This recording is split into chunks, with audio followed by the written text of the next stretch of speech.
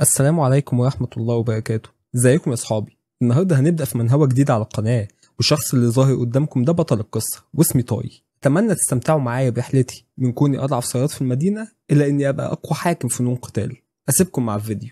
تبدأ قصتنا ببطلنا وهو باين عليه التعب، وكان شايل حاجة تقيلة شبه التلاجة كده، واخيرا يطلعها ببيت في الطابق الرابع. ويكون بطلنا اسمه جين تاي كيونج، عنده 27 سنة، ويكون صياد من الرتبة اف. زي ما احنا متعودنا في كل المنهوات او المانجا ان الصياد اللي رتبته اف ده بيكون حثالة من الاخر ملوش لازمة. ويكون بيكلم صاحبه اللي عنده في البيت ويقول له انت مش باصص للموضوع صح. صاحبه ده يكون اسمه سونج جين وو، وعنده 30 سنة وفاشل جدا لدرجة انه عاد الامتحان الجامعي لمدة 7 سنين. والشخصين دول يا اصدقائي هيكونوا مطولين معانا في القصه، فعشان ما افضلش اقول اسمهم ثلاثي كل ما وش حد فيهم يجي البطل هنقول عليه تاي وصاحبه جين وو. يلا نكمل قصتنا. ويكون صاحبه ده بيضايق تاي ويقول له بص يا تاي يا اخويا، انت قمامه، انت عارف انك قمامه وانا عارف انك قمامه والمدينه كلها عارفه انك قمامه، فما تحزقش قوي، كده كده الموضوع منتهي. ويكونوا بيتكلموا على الجهاز اللي جايبه تاي، ويكون تاي هيعيط من كلام صاحبه لانه محتاج فلوس جدا ومحتاج يقوي نفسه، بس يكون متغاظ من صاحبه جدا ويتعصب عليه. جين وو هنا يخاف منه ويقول له انت صياد، اي نعم من الرتبه اف بس صياد في الاخر، فلو هاجمتني نقابتك هتطردك. يقول له بطلنا وهو حزين ما هم طردوني النهارده فعلا، اول ما خطوت اللي عمل القائد قال لي انه شاكر جدا لكل اللي عملته ومش هكون معاهم تاني. ويبدا بطلنا يحكي انا كنت صياد زي والدي متوفي، ومع ان ما عنديش اي موهبه في الصيد وبالتالي كنت صياد من الرتبه اف، لكن كنت فخور بنفسي وبعمل الشاق، وكنت قادر ادفع لامي فلوس المستشفى والادويه وقادر ادعم اختي. لكن دلوقتي كل حاجه بنيتها خلال السبع سنين الماضيه ما بقاش ليها لازمه. يكون جين وو متاثر جدا وهتنزل منه الدموع. طي يستغل الموقف يقول له طب حس اني صعبت عليك، هننزل الحانه وتعزمني على مشروب. ويقتنع جين وو وينزلوا فعلا، ويتنقل بينا المشهد ونبدا نعرف ايه اللي حصل في العالم. في بدايه عام 2015 تظهر بوابات من العدم في جميع انحاء العالم، والبوابات دي يطلق عليها الزنزانات، يكون بيخرج منها الوحوش من عالم تاني. ولكن البشر حصل لهم عمليه استيقاظ لقواهم وبداوا يشتبكوا مع الوحوش، وحصلت معركه ما بينهم. وتمكن البشر في النهايه من وضع حد للوحوش من خلال قتل الملك الشيطاني اسموديوس. وتكون الحرب ما بينهم فضلت 5 سنين. بعد كده الوحوش توقفت تطلع من البوابات، وحصل العكس تماما. الصيادين بقوا هم اللي يخشوا يصطادوا الوحوش ويحصلوا على غنائم ويبيعوها. والصيادين هم اناس مستيقظين تجاوزوا قوتهم الحدود الطبيعيه للانسان، وبيتم تصنيفهم حسب قوتهم اللي استيقظت.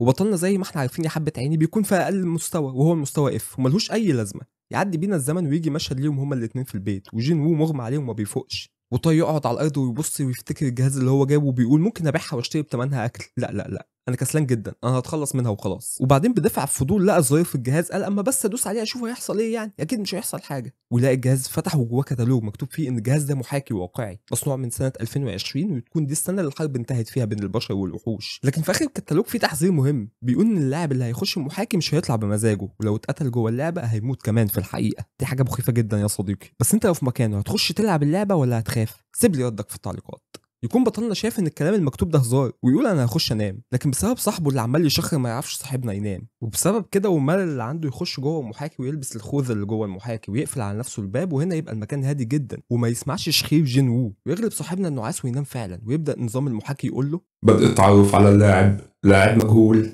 هل عاوز تسجل؟ لكن صاحبنا يكون نايم ومش حاسس باي حاجه، فالنظام يكمل تجاوزت الوقت المطلوب للإجابة، يتم البدء تلقائيا. وتكون اللعبه بتحمل بيانات صاحبنا وبياناته بتتسجل وهو نايم ولا هنا. وفجأة يفتح بطلنا عينيه يلاقي نفسه نايم جنب واحدة، ويخاف جدا ويقوم يتنفض من مكانه، والبنت تقول له كلام بلغة مش مفهومة. ويبص صاحبنا حواليه يلاقي نفسه في مكان أول مرة يشوفه، فيصحب بنته ويقول لها أنا فين؟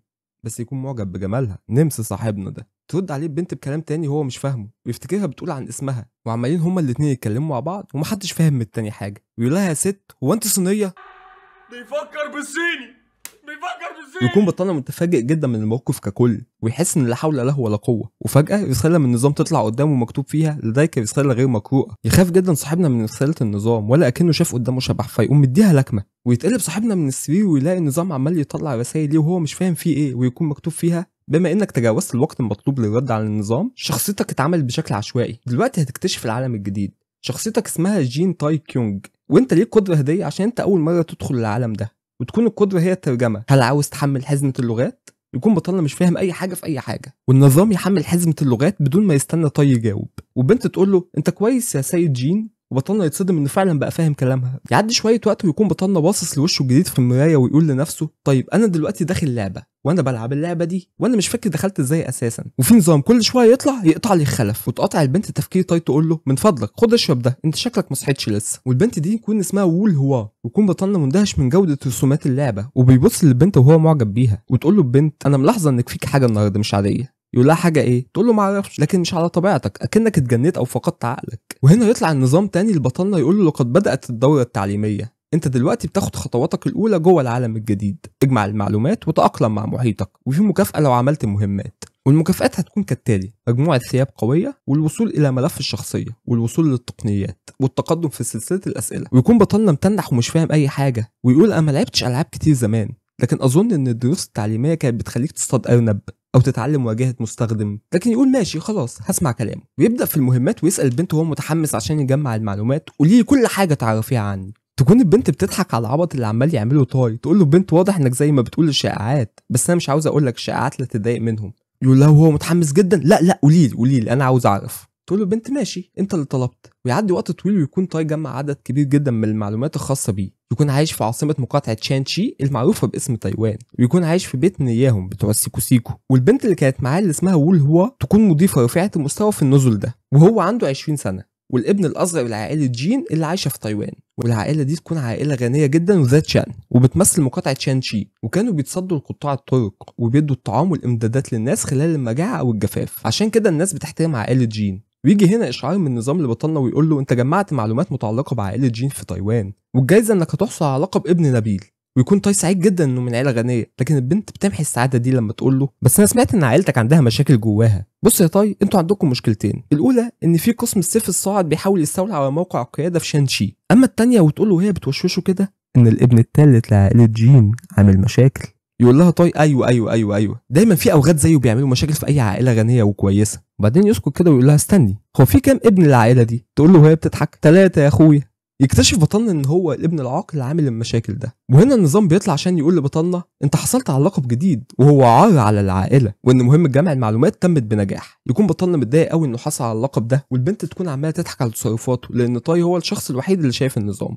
يقوم بطلنا من مكانه وهو بيقول لنفسه انا طولت هنا، انا لازم اطلع من اللعبه دي، انا المفروض الاقي شغل في حياتي الحقيقيه، انا اتطردت من النقابه. ويبتسم بطلنا وهو بيقول لنفسه كانت مده قليله لكن انبسطت فعلا، ويرفع صباعه للسقف ويقول بعلو صوته تسجيل خروج، لكن ما يحصلش اي حاجه. ويكون الوضع اغرب ما يكون، والبنت تكون مكسوفه لطاي ويفضل يدبدب على الارض خرجوني من هنا خرجوني من هنا، البتاع ده مش شغال ليه؟ ويفضل يحاول ينطق الكلمه بكل شكل لكن مفيش فايده. والبنت تكون مشفقه جدا على طاي، وفجاه النظام يبعت 100 رساله لطاي مره واحده انه ما ينفعش يطلع، ويحس طاي انه اتحبس للابد في اللعبه دي، ويفتكر انه كان مكتوب في الدليل ان اللاعب مش هيقدر يطلع بكيفه، ولو مات في اللعبه هيموت كمان في الحقيقه. ويكون بطلنا استسلم خلاص لفكره انه اتحبس في اللعبه. وهنا يطلع النظام باشعار لقد اكملت هدف التاقلم مع محيطك، ويحصل طاي على كل الجوائز اللي النظام وعده بيها، واتفتح له الجزء الثاني من المهمات. يتنقل بينا مشهد وبطلنا يكون في عربه وبيقول لنفسه انا بقالي 3 ايام بحاول اطلع من اللعبه ومفيش فايده، كان امل ان شخص ما في العالم الحقيقي ينقذني لكن مفيش فايده، الحل الوحيد اللي قدامي ان اكمل مهمات النظام ده وازود مستواي، يمكن ساعتها اقدر اطلع من اللعبه.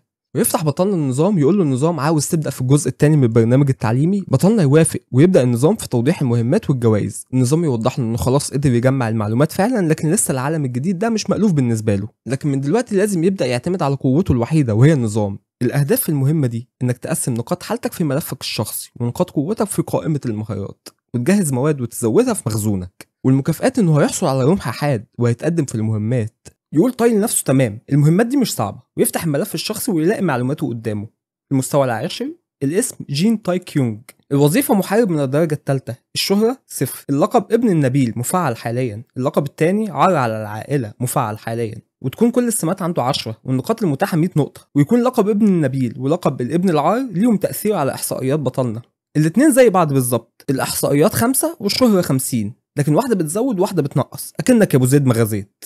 ويكون بطلنا مش مصدق اللي شايفه، ازاي احصائياته متدنيه كده والقابه سيئه، حتى مستواه واقع خالص. ويبدا بطلنا في رفع احصائياته وقوته بحذر شديد، وضع 30 نقطه في القوه و30 في التحمل و40 في الرشاقه. ويحس طيب بطاقه قويه جدا بتملى جسمه، وكان حس بنفس الاحساس لما قوته استيقظت في العالم الحقيقي من 7 سنين. وهنا النظام بيقول له ان مستوى الوظيفه تقدم للمستوى الثاني، وانه اكمل مهمه توزيع النقاط. بعد كده يخش بطلنا على نافذه المهارات ويلاقي كل المهارات عنده غير متاحه، والحاله البدنيه 10 والحاله الداخليه 10 والنقط المتاحه 100. والنظام يوضح له انه لا يمكن ان يستخدم فنون الدفاع في الوقت الحالي بسبب عدم ممارسته ليها، فهو نسي كل حاجه. يكون بطلنا متعصب من الشخصيه اللي بيلعب بيها دي، وبدا يهدي نفسه عشان يوزع نقاطه. ويبدا يوزع 60 في الحاله الجسديه و40 في الحاله الداخليه بناء على اللي كان متعلمه في العالم الحقيقي واسلوب القتال اللي متعلمه. وهنا جسمه يتبدل تماما ويمتلئ بقوه مهوله ويكون متحمس جدا للقوه اللي بيديها له النظام ويكون اتمم من المهمه الثانيه ويوصل لاخر مهمه وهي المخزن ويكون في المخزن الثياب اللي كسبها من الجزء الاول من المهمات ويلاحظ انه ممكن يبدل ملابسه باللي موجوده في المخزن عن طريق اوامر للنظام وبكده يكون بطلنا خلص كل مهمات الجزء الثاني والنظام يكافئه بجائزه وتكون الرمح الحاد لكن احصائياته ما تكونش قويه ويكون طاي مش مبسوط بيه. وهنا النظام يقول له بدأنا في الجزء الثالث من التدريب لكن فجأة سواق العربة يتوقف ويقول له انهم في مشكلة ويقول له النظام ان المهمة الثالثة انه هيتقاتل مع قطاع طرق عشان يطبق اللي اتعلمه والمكافأة للمهمة دي انه هيتعافى تماما وهيتقدم في سلسلة المهام. وهنا تظهر المرة الأولى عقوبة الفشل وتكون عقوبة الفشل في المهمة دي هي الموت. يبص بطلنا العصابة اللي قدامه ويلاقيهم جاهزين بأسلحتهم ويكون متعصب جدا من السواق العجوز ويقول له بقى دي المشكلة الصغيرة اللي بتقول عليها ويكون عددهم 6 ويكون السواق أول مرة يواجه قطاع طرق في المكان ده ويقول للسواق أكيد هم حمقى عشان يحاولوا يسرقوا داخل أراضي عائلة جين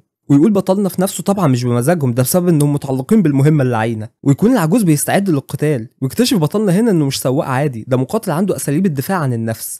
يهددهم قائد العصابه ويكون لقبه جانج سام ذو ال1000 قوه ويقول لهم انتوا ما سمعتوش عني قبل كده ولا ايه؟ يبدا قائد العصابه والعجوز يشتموا ويهددوا في بعض لكن يرجع العجوز لبطلنا ويقول له لازم تطلع لهم وتعلمهم الادب بنفسك. انا سمعت عنك انك قوي جدا وانك نصل جين السماوي وانك عبقري سيف كمان. جين يقول له بص يا حاج واضح انك غلطت في العنوان انت بتقول ايه؟ الحاج يكون متحمس جدا ويكمل شتيمه في العصابه وطي عيني عشان عارف اللي فيها بيحاول يهديه ويقول له يا حاج انا مش الابن التاني للعائله انا التالت يا حاج يا حاج. ويكمل العجوز العصابه انتوا مش عارفين مين ده نصل جين السماوي السيد جين موك يونج. يقول جين للسواق بس انا مش موك يونج انا تاي كيونج. هنا العجوز يكون مصدوم جدا ويقول له لحظه انت تاي يقول له ما انا عمال افهمك بس انت اللي كنت متحمس قوي ومش سامعني. يقول العجوز يعني انت الابن الثالث عديم الفائده ويقع العجوز طبيب ساكت من الصدمه ويضحك اعضاء العصابه على المسرحيه اللي قدامهم دي ويقول قائدهم لتاي انا هسيبك عايش لو سمعت كلامي. يبدا يقيم تاي الوضع ويقول انا دلوقتي 1 ضد 6 في العالم الواقعي انا قتلت ضد 6 جوبلينز قبل كده لكن الرجاله دي مختلفه. وهنا يقطع واحد من العصابه تفكير بطلنا ويحدف عليه الفاس لكن الفاس حتى ما يوصلش لبطلنا ويقع قبليه ويقول بطلنا لنفسه هم كلهم اضعف جدا من قائدهم اضعف حتى من الجوبلينز اللي واجهتهم قبل كده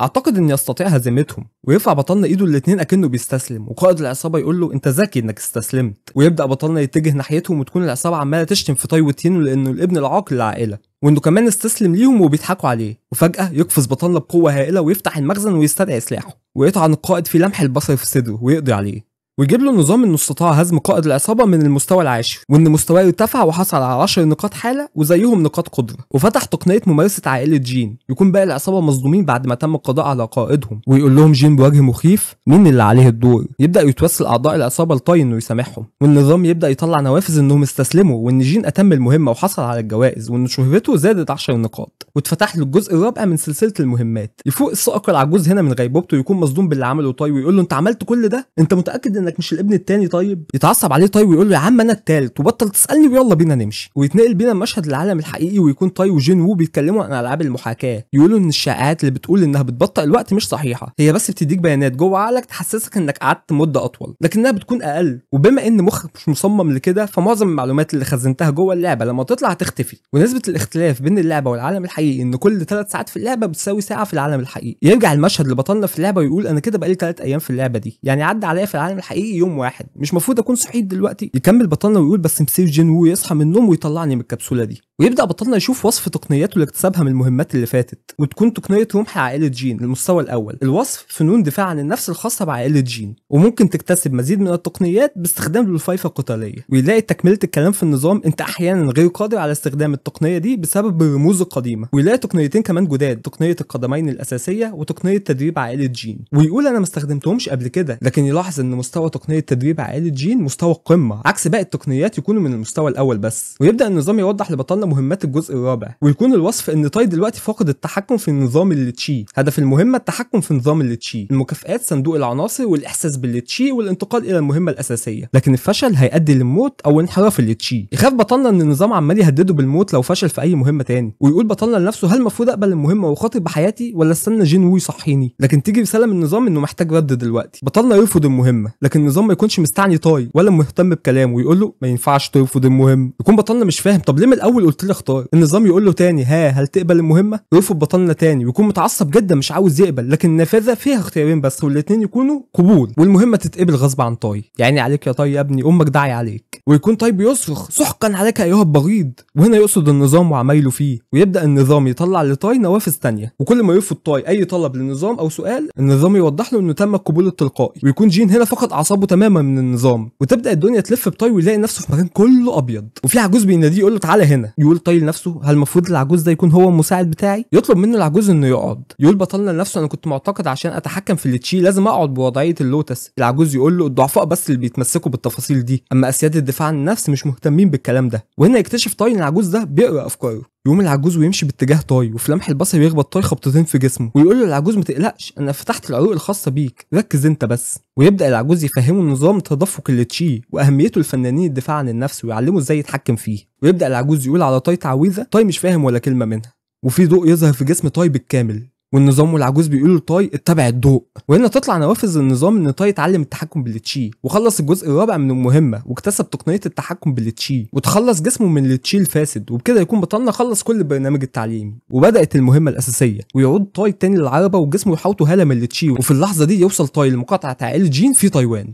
نكمل حكايتنا ان بطلنا اكتشف جواه قوه تانية خالص غير التشي، او بمعنى اصح منبع تاني للتشي، ويخاف انه يحاول يستخدمه بسبب تهديد النظام ليه انه لو فشل في المهمه هيموت. ويكون بطلنا وصل لارض عائله جين، ويكون عاجبه جدا المكان، ويطلب طاي من السائق انه يبطأ ويفعل تقنيه الاحساس بالتشي، وتكون بدون مستوى، وتكون مرحلتها هي الاتقان الاول. والتقنيه دي بتمكنه من تحديد الاشياء ضمن 30 مستوى من طاي، ومع تقدم التقنيه نطاق التقنيه بيزيد. ويبدا بطلنا يتخيل قوته زي قوه المسح الضوئي من دراجون بول لو انتم متابعين الانمي يعني. ويبدا بطلنا في تفعيل التقنيه ويحس بكل حاجه حواليه، ويكون شايف احصائياتهم، ويكون سعيد جدا بالتقنيه. وتكمل الحاجات الحلوه اللي بتحصل لبطلنا ان تجيله رساله من النظام انه يستعد انه يخرج من العالم ده، وده هيحصل لما يتم المهمه الاساسيه، وانه لازم يكون اكثر قوه وشهره استعدادا لليوم المعهود. وتكون اهداف المهمه الاساسيه انه يوصل للدرجه العليا من المهمه الاولى، ويوصل لمستوى 30، ويحصل على 500 نقطه شهره، والمكافاه هتكون تسجيل الخروج.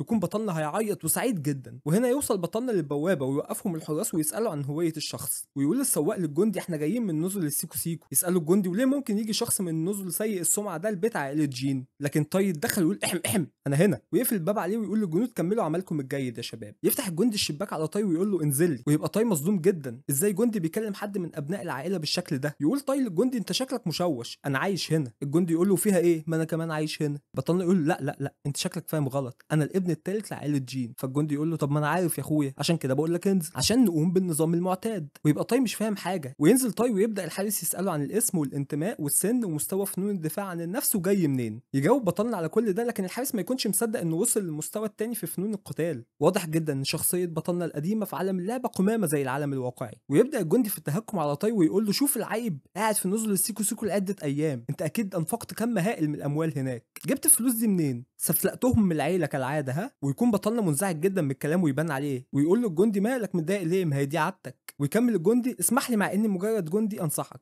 توقف عن تلطيخ اسم العائله وحاول انك تبقى انسان محترم. هنا بطلنا يكون متعصب جدا، بس انا فاهمه عامه يا اصحابي، ما هو ما يعرفش المصايب اللي عملتها الشخصيه قبل ما يخش جواها. ويكون الجندي سايبه وماشي فيطلب منه الطاي التوقف، ويهجم طاي على الحارس ويقول له انت ميت لا محاله. ويتنقل بينا المشهد لشخص شكله مسؤول عن الحراس، وبيتكلم مع شخص ثاني بيقول له ان الجندي ده عنده ولاء شديد للعائله لكن عنده شويه عزه نفس. الشخص اللي قدامه بيقول له خش في الموضوع. يكمل الشخص ان الجندي اتخانق مع السيد طاي، ويكون اللي بيكلمه المسؤول ده هو زعيم عائله جين. فبيقول له الزعيم ده شيء متوقع منه. فزعيم عائله جين يقول له طب انا عاوز اتكلم مع الحارس. يقول له الشخص المسؤول ما هو كمان يا عيني في المستشفى، طاي سبب له اصابات خطيره. ويطلب منه الزعيم انه يمشي، ويكون باين عليه السعاده جدا. ويتنقل بينا المشهد اللي حصل بين طاي والجندي، ويكون طاي عمال يهاجم لكن مفيش فايده، كل هجماته بيتم تفاديها، والجندي عمال يستهزئ بيه ويهاجمه في نفس الوقت. ويقول طاي لنفسه انا اعتقدت اني قوي جدا لما اتغلبت على قطاع الطرق، لكن واضح ان في اختلاف هائل في المستوى. وطاي عيني يكون بياكل علقه سخنه قوي من الجندي ده لكنه ما يستسلمش، وفجاه ينطحه اسفل وجهه لكنها للاسف ما اثرتش فيه. ويكون الجندي ده اسمه هيوك مو جين ومن مستوى ال20.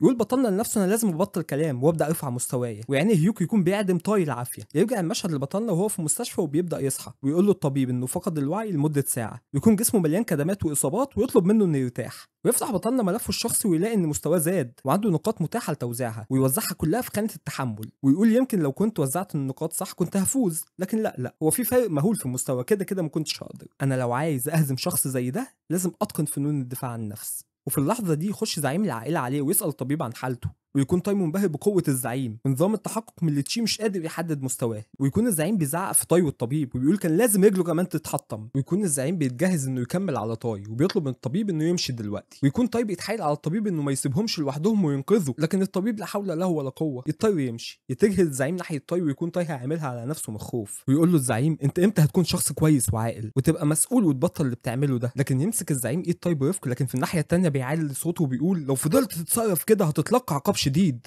ويكون بيسمع الناس اللي خارج المكان، لكنه في الحقيقه بيكون مبسوط انه اطمن على طاي وانه كان شجاع واتخانق مع الجندي حتى وهو متاكد انه اضعف منه، ويكون ده طبع الزعيم انه حنين عليه جدا وبيحبه، لكن بيتظاهر انه بيعاقبه وبيعنفه عشان كلام الناس، لكن طاي ما يكونش فاهم كده لانه لسه داخل الجسم ده جديد، فبيعمل نفسه انه فاقد الذاكره لان طاي مش عارف ان ده اخوه ولا ابوه ولا مين بالظبط، فبيبدا الزعيم يحكي له على كل حاجه، فبعد فتره يعيد عليه ويساله ها بعد ما قلت لك انا مين، يقول له طاي انت جين وان كيونج زعيم العائله وسنك 35 واعزب، يكمل واي يقول له ها وايه كمان، يرد عليه طاي والدنا مسافر حاليا وامي متوفيه من 10 سنين، يقول له تمام، وبالنسبه للاخ الثاني يقول له طاي النسل السماوي جين مو كيونج 25 سنه وهو دلوقتي في معبد بوابه السماء، ويطلع بعدها بطلنا من المستشفى بعد عده ايام، ويكون اخوه واي كيونج بعت له شخص يكون معاه ويفهمه كل حاجه، ويبدا ياخده في جوله في البيت ويقول له كل حاجه فيه، ويقول له العامل ده لو احتجتني هتلاقيني فين، ويكون طاي مندهش جدا من فخامه بيتهم ومساحته والحاجات اللي فيه، وبعدين يخش المكتبه ويلاقي لفافه اسمها 3 تقنيات اقدام للحرب، يطلع له النظام ويبدا يقول له 3 تقنيات اقدام للحرب، النوع لفافه قتاليه المستوى الثالث، ويكون وصفها انها اكتر تقنيات القدم الاساسيه للحرب الواقعيه. يكمل النظام هل عاوز تتعلمها، ويلاقي بطلنا ان مكتوب ان تقنياته عددها 3 من 10،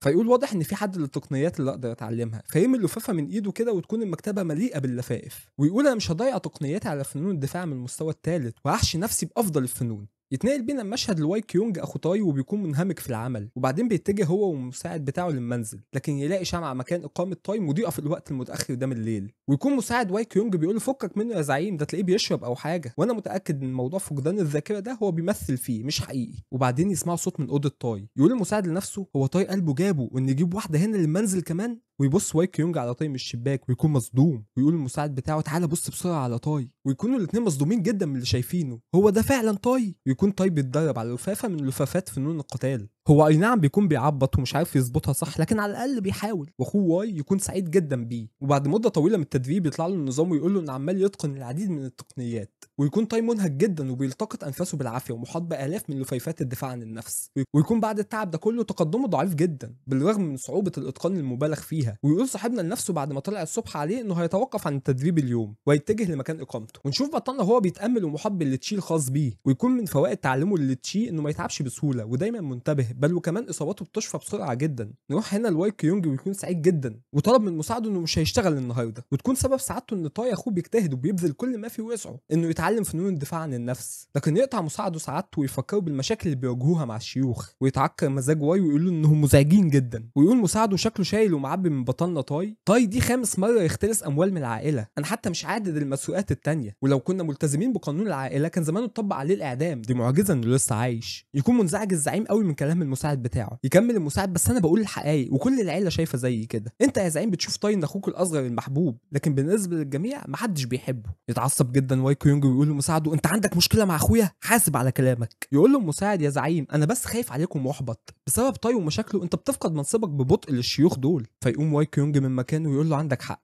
دي هتكون الفرصه الاخيره لطاي.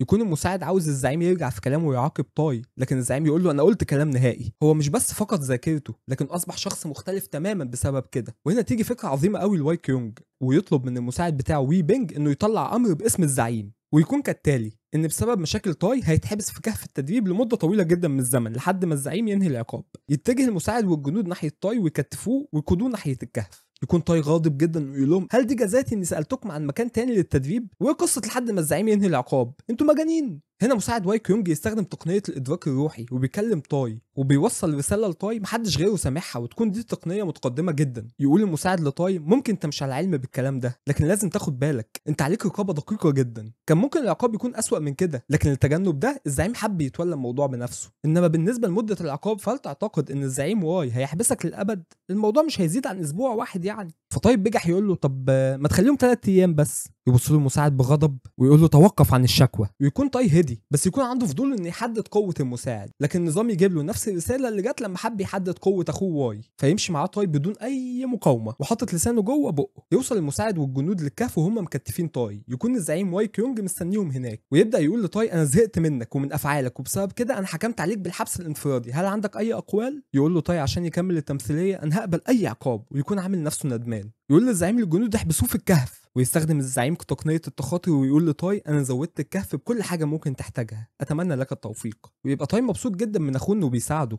ويعدي بينا الوقت ويكون الزعيم والمساعد بتاعه في المنزل الخاص بعائله جين، ويكون قلقان جدا على طاي، والمساعد بيطمنه انه هيكون كويس، ويقول للزعيم ان مشاكل طاي ومشاكل العائله الداخليه والخارجيه بتخليه متعب جدا، خصوصا الاجتماع السري لهؤلاء الناس بيجعلني قلق جدا. والناس دول يا صاحبي بيقصد بيهم طائفه سيف قمه هينج اللي في الجزء الاول المضيفه في النزل حكت ليها لطاي انهم يكونوا تهديد على العائله، ويكون الزعيم واي بيستعد ليهم انه بعت جواسيس ومجهز الجنود في مقاطعه شانكسي. ونرجع تاني للكهف المحبوس فيه طاي، ويكون عمال يستخدم لفائف في القتال عشان يحصل على التقنيات، وبيجتهد جدا في تدريباته، والنظام عمال يوضح انه بالفعل بيتقن التقنيات بنجاح. مش بس كده، ده كمان احصائياته بتزيد والمستوى بتاعه بيزيد، وبيكون المكان مجهز على اعلى مستوى، ويكون طاي مبسوط جدا وعاوز يفضل لمده اطول. لكن يجي له النظام ويقول له انت تعاني من التعب والجوع، لازم تاكل وتسمح لجسدك انه يتعافى. لكن بطلنا بيكون عاوز يستغل الوقت افضل استغلال، ويفتكر ان اخوه سايب له حبوب الدواء في الكهف، وطاي يكون شايل شويه منهم في مخزن النظام، يستدعي الحبايه وتكون وصفها انها حبوب محشوه بكل انواع الحبوب والاعشاب، وعند استهلاكها بيتم استعاده التشيل داخليه وبتحدث اثار اضافيه، لكن تكون ريحتها وحشه جدا زي مخلفات الجوبلينز. لكن بطلنا يكون مصمم جدا على التقدم، فياكلها بدون تفكير، ويلاقي مفعولها قوي جدا ولحظي، والنظام بيقول له ان تعبه وجوعه اختفوا،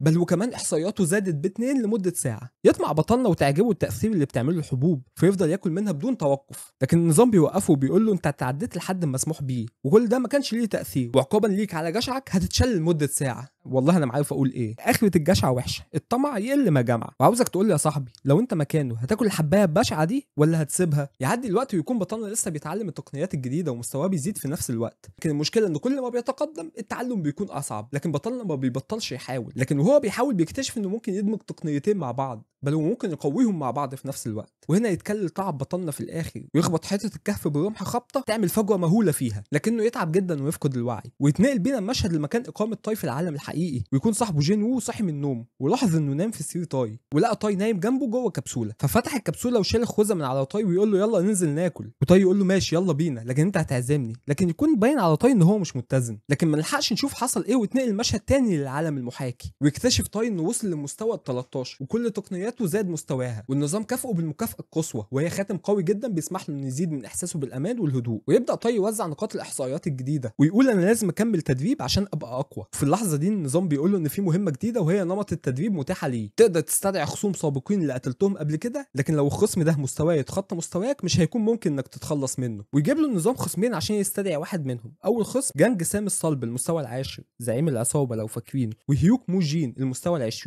ويكون ده الجندي اللي كل طاي علقه سخنه على اول المنزل. وبطلنا يستدعي هيوك الجندي ويكون شبهه تماما، والنظام يقول له انت تقدر تعدي المستوى الخصم المستدعى، ويقلل بطلنا مستوى هيوك ب50%، ويبدا التدريب، ويدور ما بينهم قتال حاد، والاثنين بيتفادوا هجوم بعض، ولكن القتال يكون مايل ناحيه طاي، والفعل طاي يهزم محاكي هيوك لكن بنسبه 50% بس من قوته، ويحس ان ده ما كانش قوي كفايه، فيزيد مستوى المحاكي الى 100% من قوه هيوك، ويبدا القتال هنا. لكن في اللحظه دي يتنقل بينا المشهد لمنزل عائله جين، وتكون منظمه سيف قمه هينج وصلوا للمنزل الاجتماع بعائله جين. يرجع تاني لبطلنا في الكهف ونشوف انه تمكن من هزيمه هيوك، ومندهش جدا من قوته، انه بس بتعلم بعض التقنيات وزياده في مستوى هزمه بسهوله جدا. لكن يقول في هنا عدم تكافؤ، انا بقاتل بسلاح لكن هيوك لا، ويقول عشان القتال ده يبقى متكافئ انا هدي هيوك تقنيه الرمح وتقنيه القدم واداله سلاح زيه، ويقول بكده انا هقدر احدد ايه اللي ناقصني في فنون الدفاع، لان القتال هيكون عادل. ويبدا القتال، لكن هنا هيوك يكون مختلف تماما، تحركاته اخف واقوى عن قبل، ويهجم هيوك على طاي، لكن طاي يتفادى الهجوم بسرعه، ويجمع هيوك قوه التشي ويبدا يهجم ويكون شكله مخيف جدا، لكن بطلنا بحركه واحده يلف من خلفه ويقسمه نصين. وبسبب ان الخصم كان قوي جدا بالرغم من المحاكي، لكن احصائيات طاي تزيد ويوصل لمستوى ال14، ويكون هدفه انه يوصل لمستوى 15 قبل ما يطلع من الكهف. وهنا يتفتح باب الكهف ويجي له مساعد الزعيم واي ويقول له عدت 5 ايام مسموح ليك انك تمشي، ويكمل مساعد الزعيم ان في مكان لازم تروح له على طول، لازم تذهب الى القاعه السياسيه، زعيم العائله واي مستنيك هناك، وخلي بالك يا طاي الاعضاء المحترمين من العائله الرئيسيه هناك، وكمان طائفه سيف جبل هينج. يكون طاي مش متحمس للفكره وخايف ويحاول يتهرب منهم، لكن المساعد يبص له بغضب فيمشي معاه بطل. بطلنا، وتكون في اشاعات ان شخصيه تاي القديمه حاولت تتهجم على الانسه الشابه لطائفه سيف جبل هنج، لكن بطلنا يقول له اكيد لا، انت عمرك ما تصدق عني كده صح؟ المساعد يقول له بدون ما يفكر لحظه واحده مصدق. يكون بطلنا محبط جدا انه حتى ما فكرش في الاجابه، والمساعد يقول له تاي الزعيم واثق فيك جدا ما تخذلهوش. ويخشوا قاعه الاجتماعات ويكون العائلات متجمعين وبيتناقشوا بصوت عالي، ويقول المساعد بصوت عالي الاخ الثالث وصل. كلهم يلتفوا ويبصوا له وعلى وشهم ملامح الغضب، ويكون تاي مش فاهم في ايه، ويبدا يمشي ناحيه التجمع، لكن يسمع صوت خطوات من خلفه، وإذ في ثعبان عملاق جدا بيهاجمه من خلفه، والنظام بيقول له انت تكتشف شهوه الدم، لكن يكون الثعبان ده وهم بيوضح نيه القتل عند الشخص اللي واقف خلف تاي. ويكون تاي خايف ويبص على مين الشخص ده ويقول له انت مين يا عم انت؟ النظام بيوضح له ان اسمه لي سيون جون من المستوى ال30. ويكون سيو غاضب جدا من تاي ويقول له انت ازاي ما تكونش على علم بيا؟